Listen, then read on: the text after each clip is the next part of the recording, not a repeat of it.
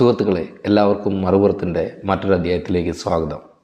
ചെറിയൊരു വിഷമത്തോടും എന്നാൽ വളരെയധികം സന്തോഷത്തോടും കൂടിയാണ് ഞാനിന്ന് ഈ വീഡിയോയുമായി നിങ്ങളുടെ മുന്നിലേക്ക് എത്തുന്നത്. അതെന്താണെന്ന് പറയാം. പക്ഷേ അതിനു മുമ്പ് നിങ്ങൾ ഈ വീഡിയോ കാണുന്നുണ്ടെങ്കിൽ, നിങ്ങളൊരു പേരൻ്റ് ആണെങ്കിൽ, നിങ്ങൾക്ക് 30 വയസ്സ് കഴിഞ്ഞിട്ടുണ്ടെങ്കിൽ, നിങ്ങൾക്കൊരു കുട്ടിയുണ്ടെങ്കിൽ ഉറപ്പായും നിങ്ങൾ ഈ വീഡിയോ സ്കിപ്പ് ചെയ്യാതെ അവസാനം വരെ കാണണം.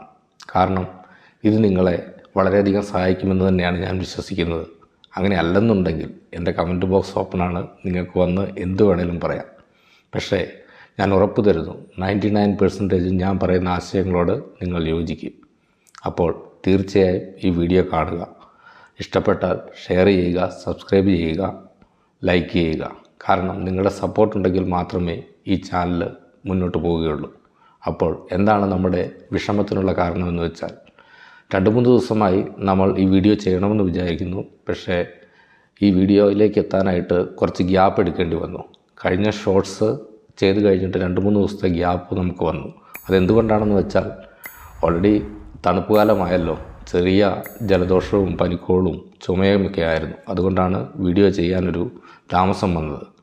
എങ്കിലും ആ വിഷമം വരുന്നത് ഒരു സന്തോഷത്തിൽ നിന്നാണെന്നുള്ളതാണ് എനിക്ക് പറയാനുള്ളത്. കാരണം നമ്മൾ അവസാനമായി ഇതേ വിഷയത്തിൽ 90 കിഡ്സ് വേഴ്സസ് ജെൻസി എന്ന ഷോർട്സിന് ആദ്യമായി നമ്മുടെ ചാനലിൽ, നിങ്ങൾക്കറിയാം ഇത് പുതുതായി തുടങ്ങിയ ഒരു ചാനലാണ്. കുറഞ്ഞതൊരു 5-6 വീഡിയോകൾ മാത്രമാണ് നമ്മളിതിൽ അപ്ലോഡ് ചെയ്തിട്ടുള്ളത്.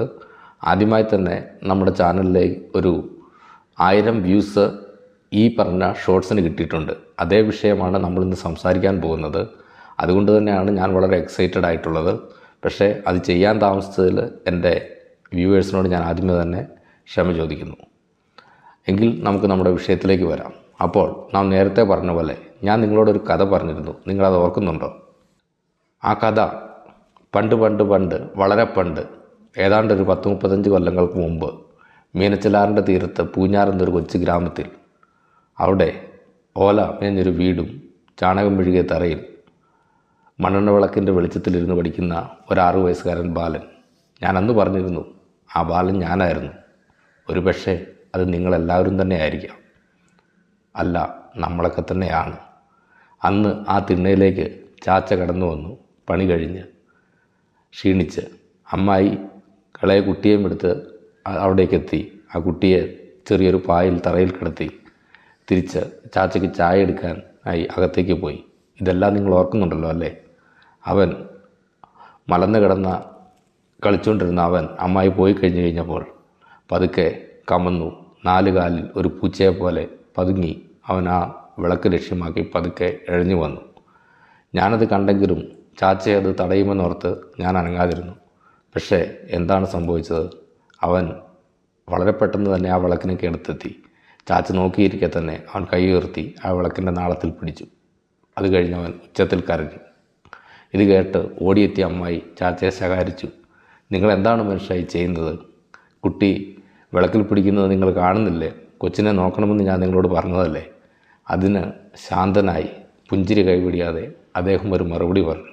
അതെ, ആ മറുപടിയാണ് നമ്മളുടെ ഈ വിഷയത്തിൽ എന്നെ ഏറ്റവും അധികം ചിന്തിപ്പിച്ച ഒരു കാര്യം. എന്തായിരുന്നത്? അന്നത് എന്നെ വളരെയധികം ഞെട്ടിച്ചു. കാരണം അന്നതിൻ്റെ അർത്ഥവും വ്യാപ്തിയും ആഴവും ഒന്നും എനിക്ക് മനസ്സിലായിരുന്നില്ല. പക്ഷേ ഇന്ന് തിരിഞ്ഞു നോക്കുമ്പോൾ എനിക്ക് മനസ്സിലാകുന്നു എന്തായിരുന്നു ആ ഉത്തരം, എന്താണ് അതിൻ്റെ അർത്ഥം. ഒരുപക്ഷെ ഞാൻ ഇന്നും ജീവിതത്തിൽ പഠിച്ച ഏറ്റവും വലിയൊരു പാഠമാണത്. ആ പാഠമാണ് നമ്മളുടെ വിഷയത്തിലേക്ക് കണക്ട് ചെയ്യുന്നത്. അതെ, നമ്മൾ 90 കിഡ്സ്. നമ്മൾ 90 കിഡ്സ് എന്ന് പറയുമ്പോൾ നമുക്ക് ആദ്യമായി ഓർമ്മ വരുന്നത് നൊസ്റ്റാൾജിയാണ്. അതെ, നമ്മുടെ ആ പഴയ കാലം, നമ്മുടെ ഓർമ്മകൾ. നമുക്ക് ആ പഴയ കാലത്തിലേക്ക് ഒന്ന് പോയി നോക്കാം. അന്ന് നമ്മളവിടെ എന്തൊക്കെ ചെയ്തിരുന്നു? നമ്മളവിടെ മണ്ണിൽ കളിച്ചിരുന്നു, മണ്ണപ്പം ചുട്ടിരുന്നു, മാടമുണ്ടാക്കിയിരുന്നു, കുഴിപ്പന്ത് കളിച്ചിരുന്നു, ഗോലി കളിച്ചിരുന്നു, അച്ഛനും അമ്മയും കളിച്ചിരുന്നു, കള്ളനും പോലീസും കളിച്ചിരുന്നു. പിന്നെ എന്തൊക്കെയോ കളികൾ, ശരിയല്ലേ? നമ്മൾ ചക്ക പശ നീണ്ട കമ്പിൻ്റെ അറ്റത്ത് തേച്ച് കാപ്പിരീതിയെ പിടിച്ച് അതിനെ തീപ്പെട്ടിക്കുള്ളിലിട്ട് ആ തീപ്പെട്ടികൾ ഒരു നീണ്ട വള്ളി കൊണ്ട് കെട്ടി ഫോൺ വിളിച്ചിരുന്നു. നിങ്ങൾ ഓർക്കുന്നുണ്ടോ ഇതൊക്കെ? ഇന്ന് കുട്ടികളോട് കാപ്പിരീതി എന്ന് പറഞ്ഞാൽ അവർക്കറിയാമോ അതെന്താണെന്നുള്ളത്? പിന്നെ നമ്മളന്ന് എന്തൊക്കെ ചെയ്തിരുന്നു? നമ്മൾ ഒരുമിച്ച് കൂട്ടം കൂട്ടമായി 10-20 പേർ ചേർന്ന് കിലോമീറ്ററുകളോളം സ്കൂളുകളിലേക്ക് നടന്നു പോയിരുന്നു. അവിടെ നമ്മുടെ വീട്ടിൽ നിന്ന് കിട്ടുന്ന 10-15 സെൻറ്റിമീറ്ററുള്ള സ്ട്രേറ്റ് പെൻസിൽ 6 പേരും കഷ്ണമായി കൂട്ടുകാർക്ക് കൊടുത്തിരുന്നു. നമ്മൾ ഉച്ചയ്ക്ക് മീനും ഇറച്ചിയും മുട്ടയും ഒക്കെ കൊണ്ടുവരുന്നവന്മാർ ഉച്ചക്കഞ്ഞിയിലെ പയറിനകത്ത് കൈയിട്ട് വാരിയിരുന്നു. ഒരു മുട്ടായി നമ്മൾ കല്ലിൽ വെച്ചിടിച്ച് 5-6 കഷ്ണമായി പകുത്ത് കഴിച്ചിരുന്നു. വൈകിട്ട് വീട്ടിലേക്കുള്ള വഴിയിൽ നമ്മൾ മാവിൽ കയറിയിരുന്നു, പേരയ്ക്ക പറിച്ചിരുന്നു, ചാമ്പങ്ങ തിന്നിരുന്നു. ഓർക്കുന്നുണ്ടോ നിങ്ങളിതൊക്കെ?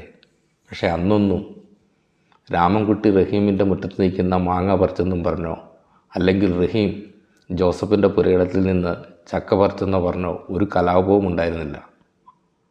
അതിനുവേണ്ടി ആരും പ്രശ്നങ്ങളും ഉണ്ടാക്കിയിരുന്നില്ല. എന്തുകൊണ്ടായിരുന്നു അത് നിങ്ങൾക്കറിയാമോ? കാരണം കുട്ടികൾ ആരുടേതെങ്കിലും അല്ലായിരുന്നു, കുട്ടികളെല്ലാം എല്ലാവരുടേതുമായിരുന്നു. ഇന്നോ നമ്മുടെ അധ്യാപകർക്ക്, നമ്മുടെ മുതിർന്നവർക്ക് നമ്മളെ വഴക്ക് പറയാനും ശകാരിക്കാനും ആവശ്യമെങ്കിൽ ഒരു വടിയെടുത്ത് അടിക്കാനുമൊക്കെ അധികാരമുണ്ടായിരുന്നൊരു കാലമായിരുന്നത്. ഇന്നോ? അതെ സാർ, അവിടെയാണ് നാം ചോദ്യങ്ങൾ ചോദിക്കേണ്ടത്. നാം ഇന്ന് ജെൻസിയെക്കുറിച്ച്, നമ്മുടെ പിന്തുടർച്ചക്കാരെക്കുറിച്ച് പറയുമ്പോൾ നാം എപ്പോഴും പറയുന്നൊരു കാര്യമുണ്ട്: അവർക്ക് ഉത്തരവാദിത്വ ബോധമില്ല, അവർക്ക് കഷ്ടപ്പാടെന്തെന്നറിയില്ല, അവർക്ക് ബുദ്ധിമുട്ടെന്തെന്നറിയില്ല, അവർക്ക് ബന്ധങ്ങളുടെ വില അറിയില്ല, അവർക്ക് മാനവികത എന്തെന്നറിയില്ല, അല്ലെങ്കിൽ അവർക്ക് സ്നേഹത്തിൻ്റെ ആഴങ്ങളെക്കുറിച്ച് അറിയില്ല. എന്തുകൊണ്ടാണ് സാർ? ആരാണത് സാർ ഇതിനൊക്കെ കാരണം? ഒന്ന് ചിന്തിച്ച് നോക്കൂ. ഇതിനുള്ള ഉത്തരം ഞാൻ അടുത്ത വീഡിയോയിൽ കംപ്ലീറ്റ് ചെയ്യാം. നിങ്ങൾ അതുവരെ കാത്തിരിക്കുക. കാരണം കുറച്ചും കൂടെ ആഴമായി, കുറച്ചും കൂടെ കാര്യമായി പറഞ്ഞാലേ നിങ്ങൾക്കത് മനസ്സിലാകൂ. Wait until the next video.